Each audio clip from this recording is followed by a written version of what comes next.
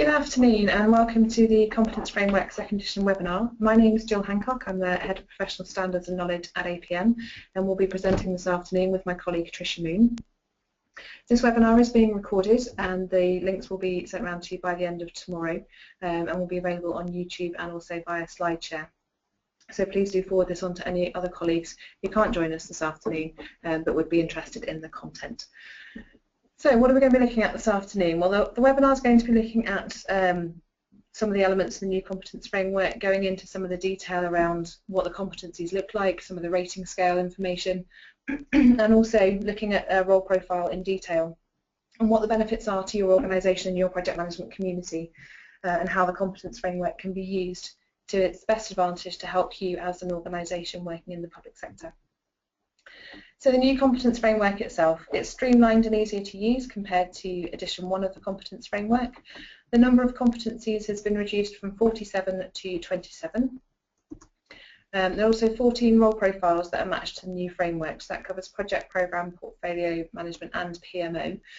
So it's broader in terms of coverage, but the competencies themselves are fewer, and that's partly because of the way we've structured the competence framework and looked at the functional side of projects, programs, portfolios and PMO and what actually needs to happen to make those roles effective.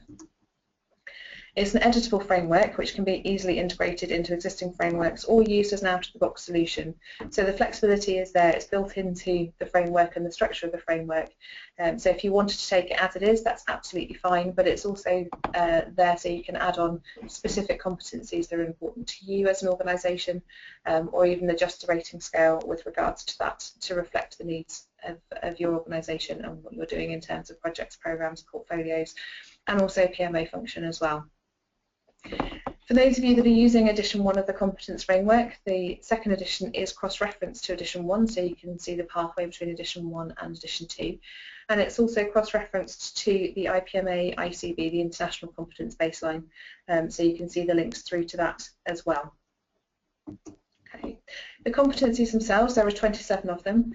The approach that we took with regards to the competence framework when we first started developing it was to look at the functions that are needed for project, programme, portfolio and PMO management to take place. And rather than looking at whether or not we'd have 3 separate competence frameworks or 1 competence framework, we looked at those functions and then came to the conclusion that actually there's a lot of similarity between project and programme specifically. It's more about the context and the complexity within which you're working that makes a difference. And with portfolio management there are some similarities, but there are also some specific competencies that are relevant to portfolio management. And with PMO again is that the context within which you're working that's different rather than the competencies themselves. So what we have is one base framework that consists of 27 competencies and then a number of role profiles that fall out of that. There are some specific competencies there for portfolio management, for example asset allocation, which only applies to portfolio rather than project and programme management as well, but it's there as part of the base framework rather than having a separate framework moving on from there. The competencies themselves, the way they're structured, we have the competence title and a very brief definition of what we're talking about. You then have some introductory notes that provide a little bit more context around the competence and where the emphasis of that competence is focused. Beneath that you then have a number of criteria that are listed under the headings of application and knowledge. All of the performance indicators that are listed under application and knowledge are outcome based, so it's very easy to say yes you have achieved them or no you haven't achieved them. And the rating scale that sits alongside those goes from 1 to 5, with 1 being aware and 5 being expert. So when you have the competence framework content in front of you, you can have a look at those performance indicators, you can have a look at the rating scale, and the intention is that you score yourself holistically on the application criteria and then holistically on the knowledge criteria, so you come up with 1 score for each of those different areas rather than scoring each of the performance indicators individually. Okay, as I was saying before, we have the 27 competencies that are there, but not all of those competencies are relevant for every role. So the approach that APM have taken is to develop role profiles based on the competence framework. And those role profiles have a huge amount of information in them, There's a sample on the screen in front of you. Appreciate the writing's quite small, but hopefully it'll give you an idea of some of the areas that are covered within that role profile. So you have an introduction and an overview of the role. And then we start talking about typical responsibilities. So this is a description of the responsibilities that as the professional body we would envisage somebody in this role actually undertaking. It's not an exhaustive list, and within your organisations there could be differences within there. But I think it's useful to have that list of typical responsibilities that are there, and then you can see that how that then links across to the competencies used for the individual roles.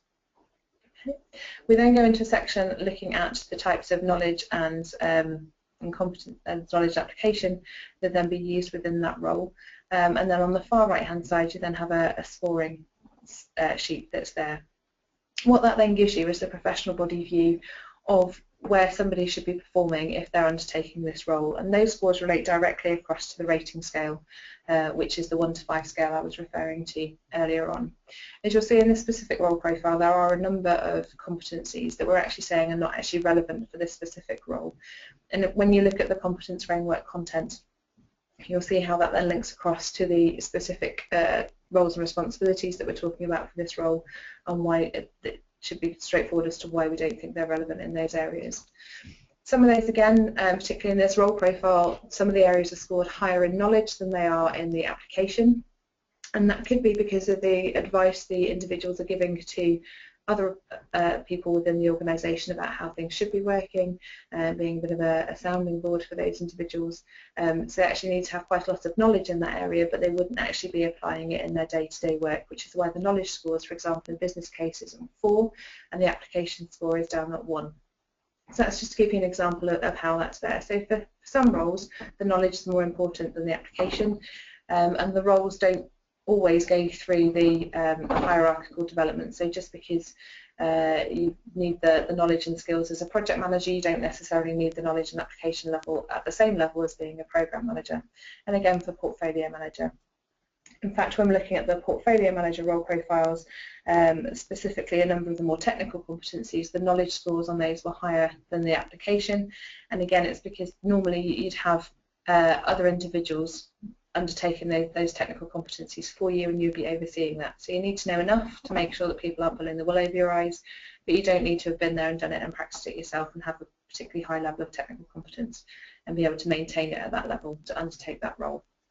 So the role profiles have been developed very much on the basis of what's included in those roles and which of those competencies are then relevant to those roles to move forward. There are a number of advantages of using the role profiles. One of those is specifically looking at analysing skill sets. As I was saying before, you have a very outcome-focused performance indicators which enable ease of assessment. So it is very much, have I achieved that outcome in a specific context, or have I not achieved the outcome in that specific context? And is that something that I need to work towards? The role profiles give you the professional body view of competence and provide a benchmark. So for the first time, APM have said if you're working in a specific role, and this is the role that we've defined, using those roles and responsibilities to give you that context, then if you're saying you're a professional in those roles, then these are the competencies you should be displaying and you should be able to evidence. So it allows people to analyse their skill sets against the professional body view. There's a number of ways of using the competence framework and the role profiles. You can ask your team and staff to complete the assessment and then make a comparison between their own assessment and the professional body view.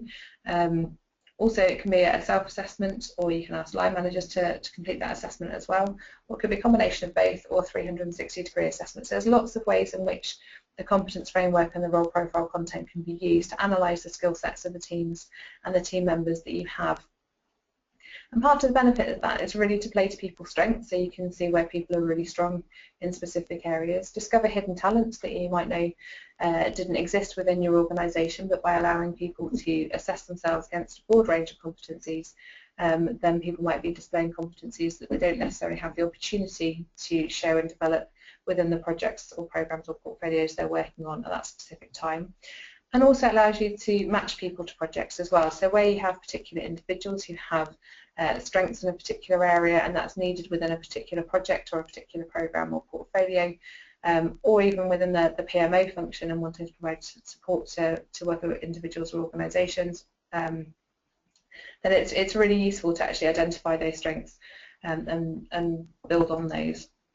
It's also useful for identifying skills gaps. So sort of conversely to that, where you've been through the assessment and you've identified the strengths within your teams and the people that work for you and with you.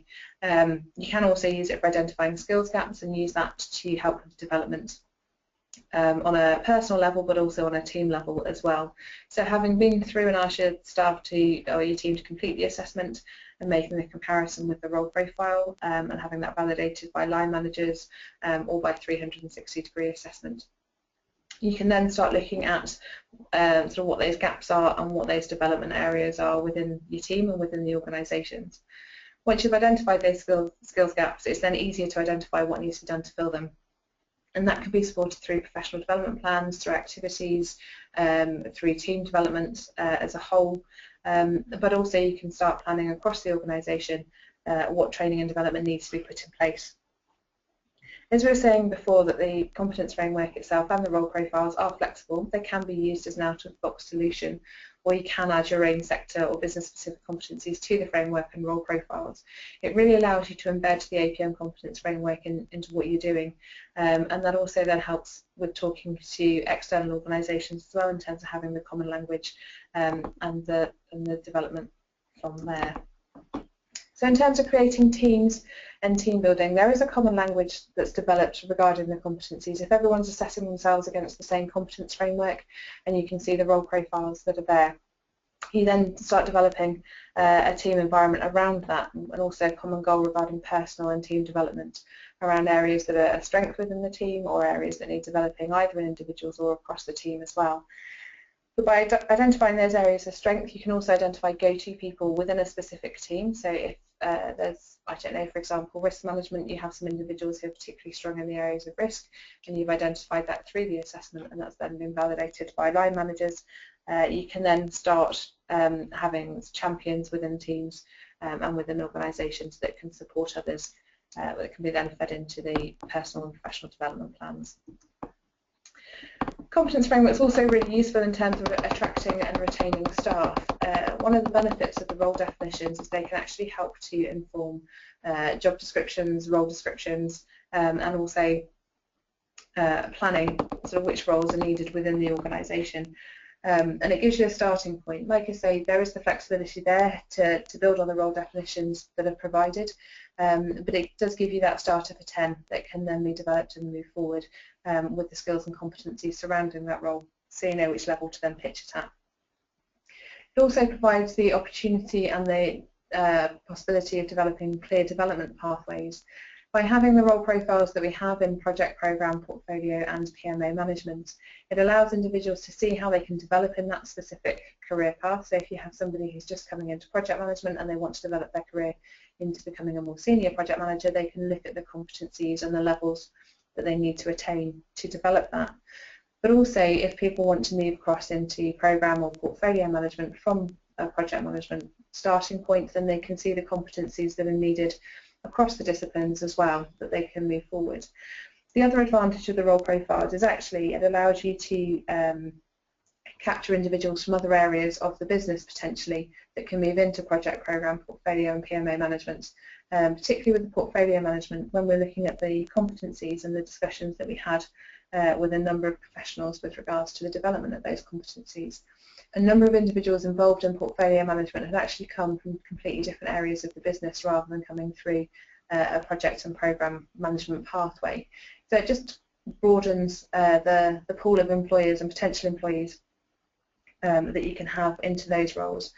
It allows for that clear career progression, and also with regards to having a common language, by using the APM competence framework that's used in public sector as well as private sector, then actually that common language cuts across a number of different job descriptions, and you have a bigger pool to fish from with regards to potential employees without having public sector specific language involved within there, or language that's used within the private sector that then doesn't translate across very easily. So it just gives you that really big advantage of having that common language across the whole of the project management industry that can be used to your advantage when recruiting and retaining staff. It also helps in creating a competitive advantage by building a more competitive capacity and capability within the organisation. then that actually helps in terms of the efficiency and the effectiveness of the projects, programs and portfolios that are being delivered. By identifying those skills that you have within the organisation and matching those individuals to projects, programs and portfolios, either because they're particularly strong in those areas or you want to see it as a development opportunity for those individuals, it allows you to really support those individuals in those roles and make sure that what you're delivering is really effective and efficient projects, programs and portfolios. It demonstrates transparency and value to stakeholders, so if people can ask you at what level are your project, program, portfolio managers, you can actually assess that against the professional body benchmark, and you can really have that transparency to say, actually, yes, we're at the level that the professional body says we should be at, and we can demonstrate it through this kind of evidence. So it's totally transparent, and you can really demonstrate the value to stakeholders. As I was saying before, it supports the provision of efficient and effective products and services that are often complex and expensive, but it's being able to look at that and play to the strengths or play to those development opportunities that have been identified using the competence framework and the role profiles that are available. Okay, I'm now going to hand over to my colleague Tricia Moon, who will take you through the rest of the presentation.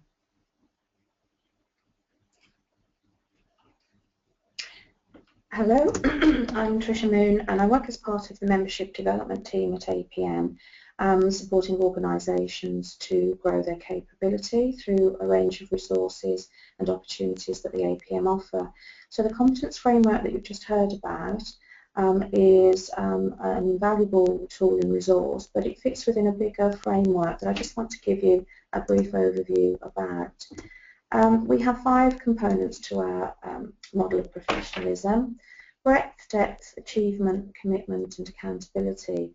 The depth dimension is where the competence framework tool sits, but above that we have breadth of knowledge. So this is where we support organisations in building their frameworks or methodologies, embedding their own process bibles, as it were, so that there's governance in place around each project or programme. Below that, as we've covered off the competence framework, it's about depth of ability, so this is where the framework sits. It's about benchmarking the skills that exist, the gaps that might be present, and using the whole tool, as you've heard, to develop individuals and team competence. Third dimension is all about achievement, so there's several dimensions to achievement, but here we're looking at how we can support organisations and individuals through a series of formal qualifications and opportunities. So it's about people being recognised and accredited through qualifications as they progress through their career. Commitment is about CPD, a person owning their professional development, but also with an onus on the organisation to help make resources available. And this is something APM are particularly good at in bringing communities together. Achievement, we've covered. Accountability is all about signing up to a code of professional conduct, which people do through membership with ourselves and through ongoing support and a growing relationship. So the 5 dimensions, we have a whole range of resources, access to knowledge sharing, best practice, and bringing people together for the good of the organisation. So we have a resource or a support route behind each of those 5 dimensions, and today we've really just focused on the dimension of depth with the competency framework. The professionalism framework that is at the heart of the APM advocacy is in everything we do, so everything you touch and feel when coming into contact with APM will be based around this entire framework.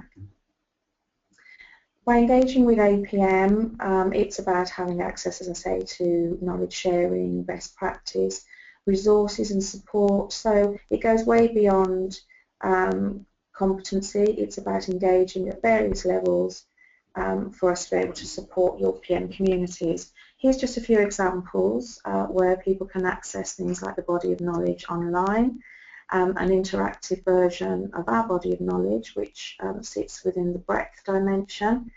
We have various research projects underway and we publicise those results. One key report that's available now for you to see is about the conditions for project success. You would have access to quarterly project journals, magazines that come out to you in hard copy and online, and a further survey that we've just concluded the results of is based all around salary and market trends, so something that might prove useful within the organisation. We have a very huge presence on social media. There's all sorts of ways for you to engage with a very large APM community, all through the APM website, and this is all available by logging in to the website. But everything you've heard of in brief today is something that if you're interested in taking further for a conversation, there's all sorts of information and ways to contact us through the website and to make contact with us to explore things that may be of particular interest to you. As I've referred to the website, definitely a good way to get hold of some of the information that we've got out there at the moment. There is an FAQ section. If you can't find what you're looking for, please do pick up the phone and give us a call. And for now, I'd just like to say thank you for listening on behalf of Gill and myself, and if there are any questions that you'd like to raise now, please feel free to do so.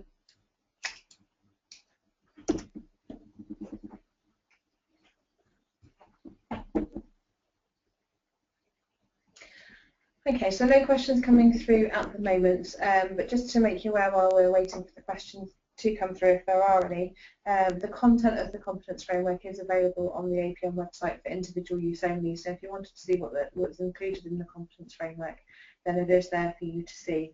If you want to use it as an organisation level, then please do get in contact with us to see what arrangements we can put in place with regards to that. Okay. Okay, so if there are no questions coming through, then we will wrap it up for this afternoon. Thank you very much for listening. As I said at the beginning, then this webinar will be available on YouTube and also SlideShare by the end of tomorrow, and we will be circulating the links. If you do have any further questions, then please do get in contact through the Contact Us form on the website, and we will answer any questions or queries that you have. Thank you very much.